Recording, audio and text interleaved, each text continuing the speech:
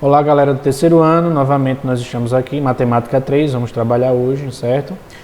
Vamos trabalhar o livro 3, aula 9, ok? Só que, como vocês sabem, se vocês olharem lá na página, ele está trabalhando como se fosse um aprofundamento de proporcionalidade e funções afins, ou seja, não tem assunto, é só a resolução de questões mesmo, né? Então, a primeira questão, ela diz o seguinte, ó, ela diz que uma indústria automobilística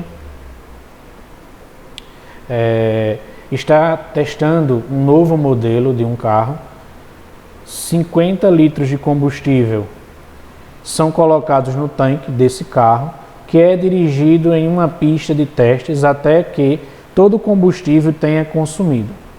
O segmento de reta no gráfico mostra o resultado deste teste, no qual a quantidade de combustível no tanque é indicada no eixo Y vertical e a distância percorrida pelo automóvel é indicada pelo eixo X horizontal. Bom, pessoal, o que acontece aqui? Observem que o gráfico ele já começa tocando o eixo.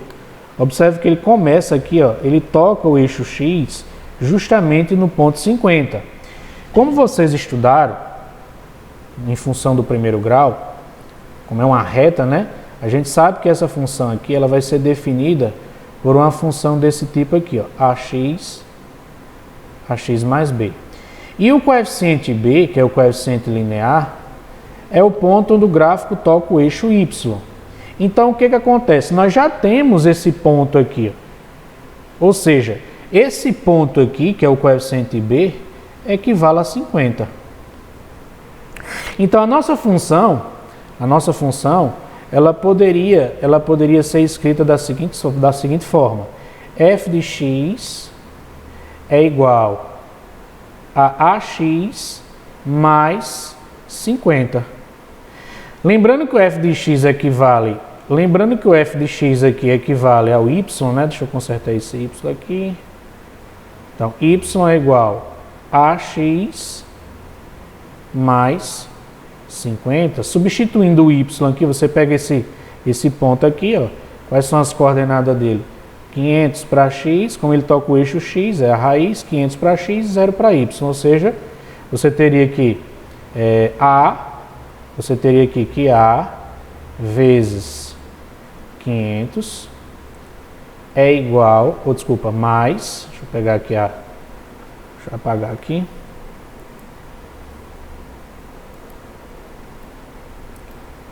Gente.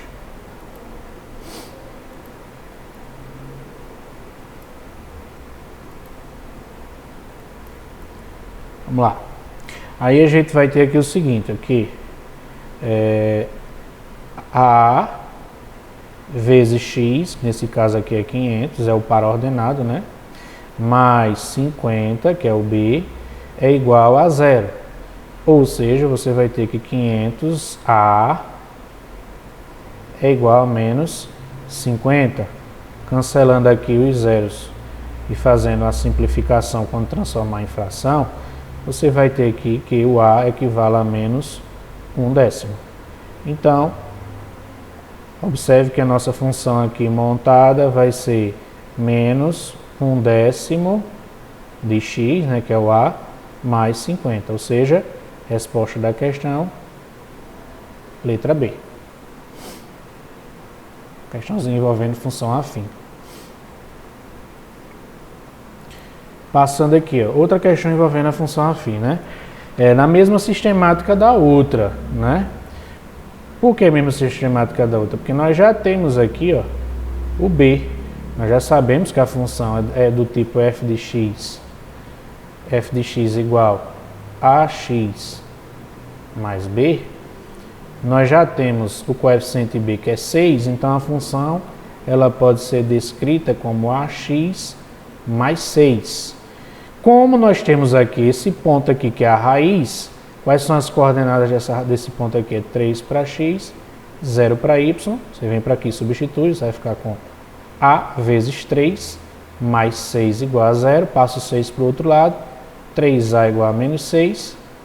Nós temos aqui o A, que é o coeficiente angular, ou taxa de variação da função, é menos 2. Está respondida a questão, letra E.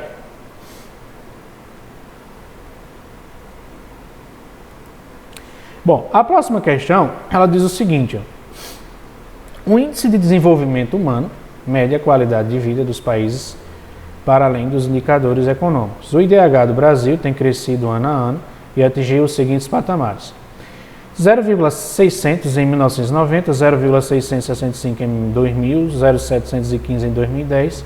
Quanto mais perto de 1, maior é o desenvolvimento do país. Observando o comportamento do IDH nos períodos citados, constata-se que, ao longo do período 1990 a 2010, o IDH brasileiro, letra A, diminuiu com variações decenais crescentes, letra B, diminuiu em proporção direta com o tempo, letra C, aumentou com variações decenais decrescentes, letra D, aumentou em proporção direta com o tempo, letra E, aumentou em proporção inversa com o tempo. Bom, o que nós temos aqui? Nós temos o seguinte, em 1990,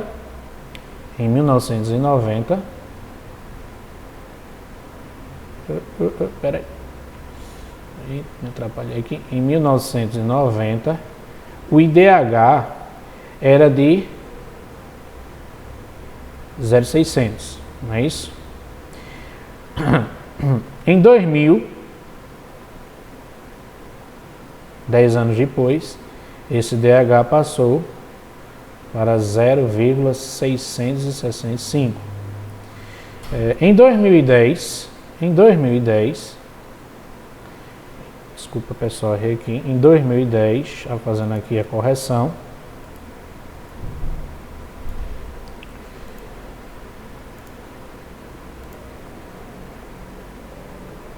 em 2010, esse IDH era de 0,715, né? Observe que a projeção é de 10 em 10, ou seja, de forma decenal. Observe que de 1990 a 2000 aumentou. Observe que a variação aqui foi de 0. Você fazendo aqui a variação foi de... Eita Jesus, volta para lá de novo.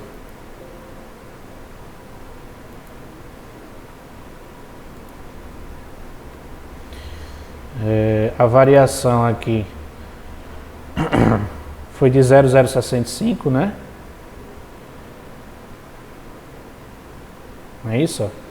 A variação, você fazendo a diferença aqui, foi de 0,65.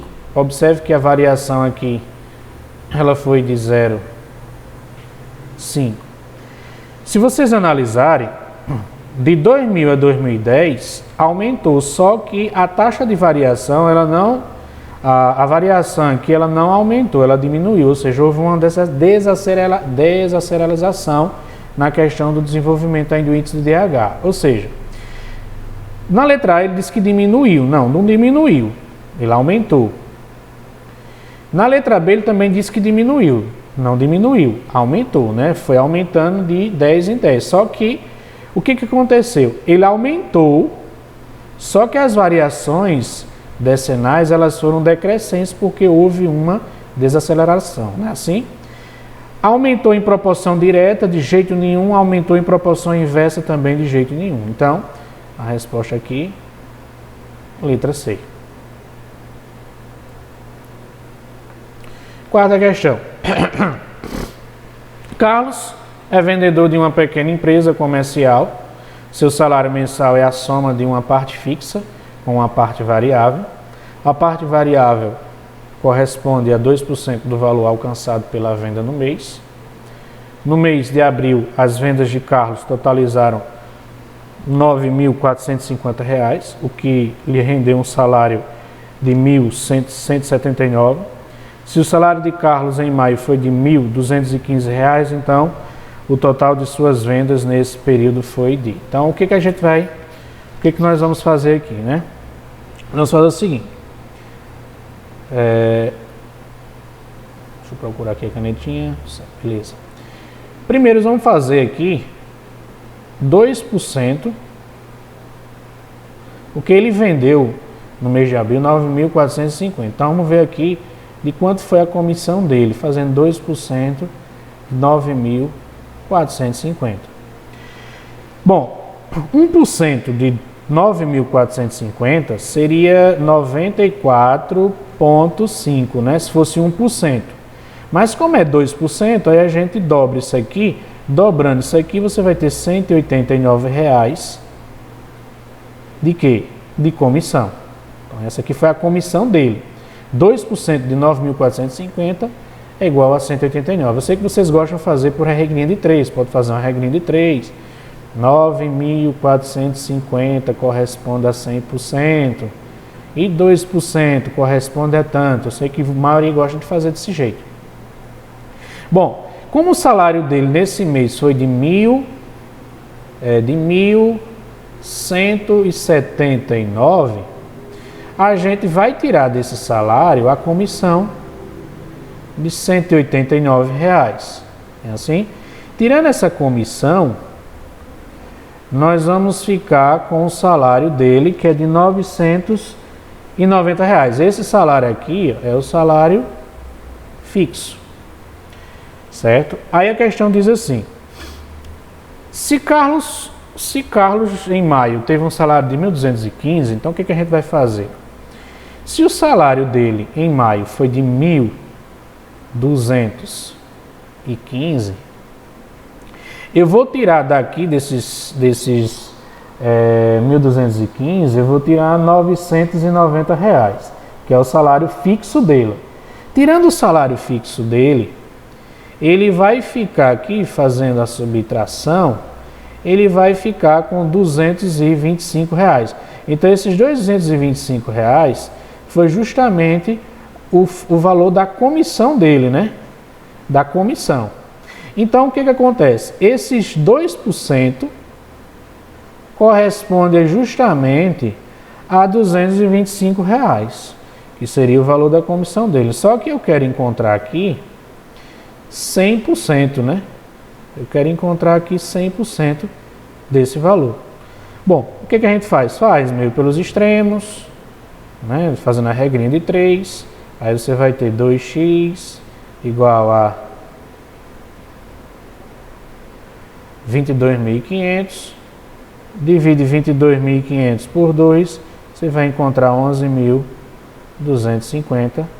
Esse aqui foi o salário de Carlos. Salário não, desculpa, foi o que ele vendeu no mês de maio. Então, letra A, entre 11.300 e 11.340, não. Letra B, entre 11.220 e 11.260, também não. Desculpa, no caso é a letra B, né? Entre 11.220 e 11.260. Aqui já passou, aqui está menos, né? Entre 11.180 a 220. Então a resposta da questão aqui, ó, é a letra B. Entre 1.220, 11.220 e 11.260. Então, letra B é a resposta.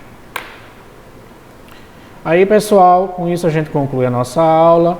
Um abraço e bons estudos. Qualquer dúvida é só entrar lá no Google Classroom ou mandar uma mensagem para mim que a gente desenrola, ok? Um abraço.